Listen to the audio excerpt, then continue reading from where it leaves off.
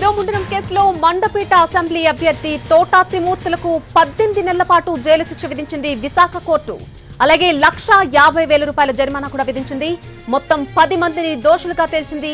ఆ 10 మందిలో ఒకరు మృతి చెందారు. 1996లో ప్రస్తుత కోనసీమ జిల్లా రామచంద్రాపురం మండలం వెంకటాయపాలెంలో దళితులు 5గురిని హింసించి ఇద్దరికి శిరోముండనం చేసిన కేసిది. ఈ కేసులో వైసీపీ ఎమ్మెల్సీ మండపేట ఎమ్మెల్యే అభ్యర్థి తోటా త్రిమూర్తులు నిందితులుగా ఉన్నారు. 28 ఏళ్ల పాటు ఈ కేసు విచారణ కొనసాగింది. 1996 డిసెంబర్ 29 రామచంద్రాపురం మండలం వెంకటాయపాలెంలో దళిత యువకులకు ఘోర అవమానం జరిగింది. ఎన్నికల కారణాలతో 5గురు దళిత యువకులను చిత్రహింసలు పెట్టారు. అందులో ఇద్దరికి గుండు కొట్టించి కనుబొమ్మలు గీయించారు. ఈ ఘటన రాష్ట్ర వ్యాప్తంగా తీవ్ర కలకలం రేపింది. బాధితులకు న్యాయం చేయాలంటూ దళిత సంఘాలు పెద్ద ఎత్తున ఉద్యమించాయి. దీంతో ఈ కేసుపై 27 ఏళ్లుగా విచారణ జరుగుతూనే ఉంది. బాధితుల్లో వెంకటరమణ అనే వ్యక్తి మృతి చెందాడు. మిగతా 4 తమకు న్యాయం చేయాలని పోరాటం చేస్తున్నారు. ఈ ఘటనలో మొత్తం 24 మంది సాక్షులుగా గుర్తించారు. వారిలో 11 మంది చనిపోయారు. ఇక ఈ కేసులో 6 స్పెషల్ పబ్లిక్ ప్రాసిక్యూటర్లుగా పనిచేశారు. 1997 జనవరి 1న కేసుకు సంబంధించి క్రైమ్ నెంబర్ 1/1997 గా ఎఫ్ఐఆర్ నమోదైంది. ద్రాక్షారామ పోలీస్ స్టేషన్లో ఈ కేసు నమోదవడం జరిగింది. కేసుని ఫిబ్రవరి 2008న రీఓపెన్ చేశారు. అయితే 1994 సార్వత్రిక ఎన్నికల్లో తోటా త్రిమూర్తులు ఇండిపెండెంట్ గా రామచంద్రాపురం నుంచి పోటీ చేసి గెలిచారు. ఇక ఈ కేసుకు సంబంధించి పూర్తి డీటెయిల్స్ అందించడానికి మా ప్రతినిధి రవిచంద్ర లైవ్ లోకి అందుబాటులోకి వస్తున్నారు. రవిచంద్ర, ఎటకెలకు తోటా త్రిమూర్తులకు జైలు శిక్ష పడినట్టుగా తెలుస్తోంది. పూర్తి అప్డేట్ ఏంటి ఈ కేసుకు సంబంధించి? అయితే అదే ప్రభుత్వంలో ఆయన భాగస్వామి అయినప్పటికీ 28 ఏళ్ల క్రితం నాటి వెంకటాయపాలెం శిరోముండనం కేసులో విశాఖపట్నంలో ఉన్న SC/ST అట్రాసిటీ ప్రత్యేక న్యాయస్థానం తీర్పును వెలువరించింది. కొద్దిసేపటి క్రితం తీర్పు వచ్చింది. మొత్తం 3 సెక్షన్ల కింద 9 మంది నిందితులు, మొత్తం 10 మంది. అందులో ఒకరు కాలక్రమంలో విచారణలో భాగంగా సమయంలో చనిపోయారు. మొత్తం తోటా త్రిమూర్తులు ఎమ్మెల్సీతో పాటుగా 9 మందిని నిందితులుగా గుర్తించింది. వారందరికీ కూడా శిక్షలు ఖరారయ్యాయి. మొత్తం అట్రాసిటీ కేసులతో పాటు IPC సెక్షన్ల కింద కూడా కోర్టు ఆ కేసులను తీసుకుంది.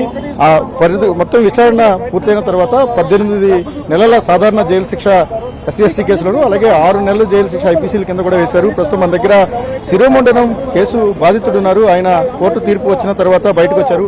సార్, అసలు ఈ తీర్పును మీరు ఎట్లా చూస్తారు? మీకేమనిపిస్తారు? ఈ 28 సంవత్సరాల నుంచి మేము ఎదుర్కొన్న ఈ కేసు విషయంలో మేము అనేక ఇబ్బందులు పడ్డామండి, బాధలు పడ్డాం. అయితే 20 సంవత్సరాలు అయిన తర్వాత మాకు ఆ కేసులో మేము న్యాయం జరిగినందుకు మాకు కష్టపడ్డాకే మేము అనిపించిన బాధలకే కష్టపడినందుకు, శిక్ష పడినందుకు మాకంత హ్యాపీగా ఉందండి. అంటే ఆ రోజు అసలు ఏం జరిగింది మీకు? ఆ శిరోముండనం జరిగిన రోజు, అంటే 28 ఏళ్ల క్రితం, ఆ రోజు అసలు ఏం జరిగింది? మీరు ఏం చెప్పారు కోర్టుకి? శిరోముండనం కేసు 1994లో స్టార్ట్ అయిందండి. ఆయన ఎమ్మెల్యే అయిన తర్వాత మా మీద పొలిటికల్గా గ్రడ్జ్ పెట్టుకుని ఎలక్షన్లో ఆయన రిగ్గింగ్ చేస్తానని చెప్పి మేము అడ్డుకోవడం జరిగింది ఏజెంట్లకు ఉండగానే. ఆ తర్వాత ఆయన ఎమ్మెల్యే అయిన తర్వాత మా మీద ఒక పెట్టి కేసు పెట్టండి. ఫస్ట్ ఆఫ్ ఆల్ వెరీ ఫస్ట్లోని అదే సిమెంట్ ఫెన్సింగ్ డెమోలిషన్ కేసు పెట్టారు. ఆ కేసు పెట్టిన తర్వాత దాంట్లో మమ్మల్ని లొంగిపోమని చెప్పారు. మేము తప్పు చేయలేదు, మేము ఎరగొట్టలేదు, మాకు సంబంధం లేదని చెప్పాం. ఆయన తన మీద అక్రమంగా మా మీద కేసు బనాయించాడు. 95లో బనాయించిన తర్వాత 96 మీకు కేసు వెళ్ళిన తర్వాత ఇంకా మేము కేసు తిరుగుతున్నాం కోర్టు. ఇంకా ఆయనతో కేసు పెట్టిన తర్వాత ఇంకా ఆయనతో మనకు పని ఉంటుంది. ఇంకా కూడా మేము అలాగే కోర్టు కేసు తిరుగుతున్నాం. ఆ తర్వాత 96 డిసెంబర్ 21 తారీఖుని మళ్ళీ శిరోముండనానికి ముందు ఆ సీరియల్ స్టార్ట్ అయిందండి. 21 నుంచి స్టార్ట్ అయింది. అది అంటే 5గురిని ఒకసారి కొడతాం కాదండి, సీరియల్గా ముందు ఒక 2 ఒక రోజు కొట్టారు. ఆ మరుసటి రోజుని నెక్స్ట్ డే ఒక వాళ్ళు కొట్టారు. ఆ తర్వాత వీళ్ళిద్దరిని కొడుతుంటే వీళ్ళు ముగ్గురు ఇంకెమిద్దరు పారిపోయి ఒక వారం రోజులు 10 రోజుల దాకా దొరకలేదు. దొరకకపోతే మమ్మల్ని ఇద్దరిని కొట్టేసి ఒక ఇద్దరు కనికెళ్ళి కనపతి సలపడి పట్టారు. అని మమ్మల్ని ఇద్దరిని దాశర్మ పెట్టి దాని మీద మా మీద మా సంబంధం లేకుండా సరే అక్రమంగా యూటీజింగ్ కేసు మా మీద బనాయించి యూటీజింగ్ కేసు పెట్టాను. 292 సెక్షన్ పెట్టి మమ్మల్ని సబ్ జైలుకి తరలించారు. కోర్టు తీసుకెళ్ళి మాకు 14 రోజులు రిమాండ్ ఇచ్చి సబ్ జైల్లో పెట్టాను. 10 రోజులు మేము సబ్ జైల్లో ఉన్నాం, ఇద్దరే ఉన్నాం. ఒకడైతే బాగా కొడుతుంటాడు, స్లోతో కోల్పోవడంతో వాడు ఇంకా చేసింగ్ అయితే రాలేదు, సబ్ జైల్లో పెట్టలేదు. కానీ వాడి మీద కేసు అలాగే రన్ అయిపోయింది. అలా మొత్తం 4 మీద కేసు యూటీజింగ్ కేసు పెట్టడం జరిగింది. సిమెంట్ ఫెన్సింగ్ డెమోలిషన్ కేసు మాత్రం ముగ్గురు మీద పెట్టారు స్టార్టింగ్ లోని. అది శిరోమణి బాధితులు ఇద్దరు, నేను శిరోమణి కాదండి, నా మీద హెరాస్మెంట్ ట్రాన్స్ఫర్ చేసిన విక్టిమ్స్ వాళ్ళు ఇద్దరితో నేను మొత్తం ముగ్గురు మీద సిమెంట్ అంటే శిరోమండనం కేసులో ఇవాళ వచ్చిన తీర్పుకి మీరు ఎట్లా చూస్తారు? మీరు ఎట్లా చూస్తాం ఏంటంటే ఇదంతా 25 సంవత్సరాల మేము పట్ట బాధలకే ఈరోజు న్యాయస్థానం మాకు న్యాయం చేసిందని మేము భావిస్తున్నామండి. అట్రాసిటీ కేసు చాలా కీలకమైన అంశాలను పరిగణలోకి తీసుకుంది. గడిచిన 28 సంవత్సరాల కాలంలో అనేక దశలను దాటుకుని ఈ కేసు వచ్చింది. ఆ కేసు జరుగుతున్న సమయంలో ఇప్పటి వరకు 5గురు పబ్లిక్ ప్రాసిక్యూటర్లు మారారు. ఒక దశలో విశాఖపట్నం స్పెషల్ కోర్టుకు ఈ కేసును బదిలీ చేయాలని అభ్యర్థన మేరకు ప్రస్తుతం ఈ కేసును ఇక్కడికి ట్రాన్స్ఫర్ చేశారు. ట్రాన్స్ఫర్ చేసిన తర్వాత కూడా చాలా కాలం వాదోపవాదాలు జరిగాయి. చివరకు శ్రీధర్ ఎవరైతే జడ్జి ఉన్నారో ఆయన కోర్టుకు సంబంధించిన తీర్పును వెలువరించారు. ఈ కేసులో ఎమ్మెల్సీ తోట త్రిమూర్తులతో పాటు మొత్తం 10 మంది, అందులో ఒకరు విచారణ సమయంలోనే చనిపోయారు కాబట్టి మొత్తం 9 మందికి 18 నెలల సాధారణ జైలు శిక్ష, మరో 6 నెలలు ఐపీసీ సెక్షన్ల కింద వేస్తూ కూడా తీర్పునివ్వడం జరిగింది. ఒక విధంగా వెంకటాయపాలెం శిరోమండనం కేసు అనేది దేశవ్యాప్తంగా సంచలనమైంది. అప్పట్లో ఈ విషయం చాలా పెద్ద ఎత్తున రచ్చ జరిగిన పరిస్థితి ఉంది. తర్వాత కాలంలో దళిత సంఘాలు కూడా తాము ఇంప్లీడ్ అవుతూ వచ్చాయి. ఒక దశలో కేసు వీగుతుందన్న సమయంలో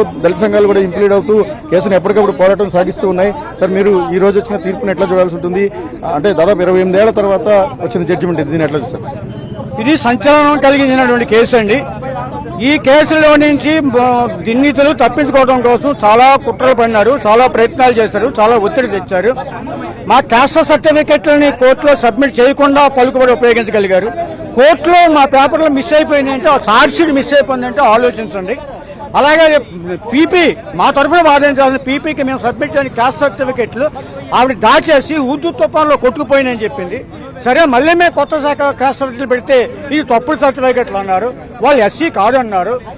ఇవన్నీ కూడా ఏంటంటే ఈ ఎస్సీ కేసు కింద పరిగణించకూడదని చెప్పి వాళ్ళు తీవ్రమైనటువంటి ప్రయత్నం చేసినప్పటికీ మేము హైకోర్టులో చేసిన పోరాటంలో భాగంగా, హైకోర్టు నుంచి వచ్చిన ఆర్డర్స్ లో భాగంగా ఈ జడ్జి గారు ఇది ఎస్సీ కేసుగా పరిగణించారు.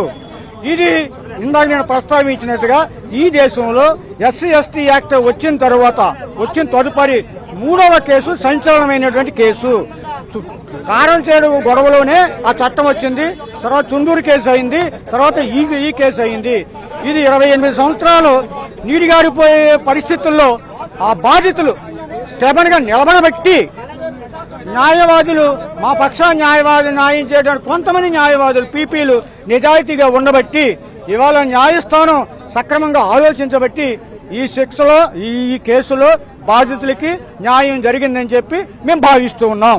రైట్, ప్రస్తుతం ఎమ్మెల్సీ తోట త్రిమూర్తులు కూడా కోర్టు పరిధిలోనే ఉన్నారు. కోర్టులో ఆ విచారణ ముగిసిన తర్వాత జడ్జిమెంట్ వచ్చిన తర్వాత ప్రస్తుతం జడ్జిమెంట్ కాపీ కూడా రెడీ అవుతోంది. మరికొద్దిసేపట్లోనే జడ్జిమెంట్ కాపీ కూడా బయటకు వచ్చే అవకాశం ఉంది. ఒకవేళ బెయిల్ వస్తుందా, ఒకవేళ బెయిల్ కాకుండా వారిని అందరినీ కూడా అరెస్ట్ చేయమని కోర్టు ఆదేశిస్తే వారిని అరెస్ట్ చేయాల్సి ఉంటుంది. అందుకోసం సన్నాహాలు కూడా చేసుకుంటున్న పరిస్థితి ఉంది. ఒకవైపు పోలీసులు కూడా వచ్చున్నారు. ఎమ్మెల్సీ తోట త్రిమూర్తులతో పాటు ఎవరైతే నిందితులు ఉన్నారో నిందితులందరికీ కూడా జైలు శిక్ష ఖరారైనందున వారందరినీ ఏ విధంగా చూస్తారు? జడ్జిమెంట్ ఫైనల్ కాపీ వచ్చిన తర్వాత మాత్రమే దీని యొక్క సారాంశం మనకు బయటకు వస్తుంది. ప్రస్తుతం నిందితులంతా కూడా ప్రస్తుతం అక్కడే ఉన్నారు. చూస్తున్నాం, వాళ్ళంతా కూడా ఈ కేసుకు సంబంధించిన నిందితులుగా ఉన్నారు. వీరందరికీ కూడా ఈ జడ్జిమెంట్ వచ్చిన తర్వాత కొంత టెన్షన్ పడుతున్న పరిస్థితి ఉంది. దాదాపు 28 ఏళ్ల పాటు కొనసాగిన కేసులో ఇప్పుడు అరెస్టులు జరగచ్చే అవకాశం ఉంది. ఏదైనా ఈ కేసుకు సంబంధించి కీలకమైన జడ్జిమెంట్ వచ్చింది. ఒక విధంగా ఇది ఎస్సీ ఎస్టీ అట్రాసిటీ కేసులు చట్టం వచ్చిన తర్వాత 3వ సెన్సేషన్ కేసుగా దళిత సంఘాలు కూడా చెప్తున్న పరిస్థితి మనకు కనిపిస్తోంది. Nalini. Right Ravichandra, thanks for the live update.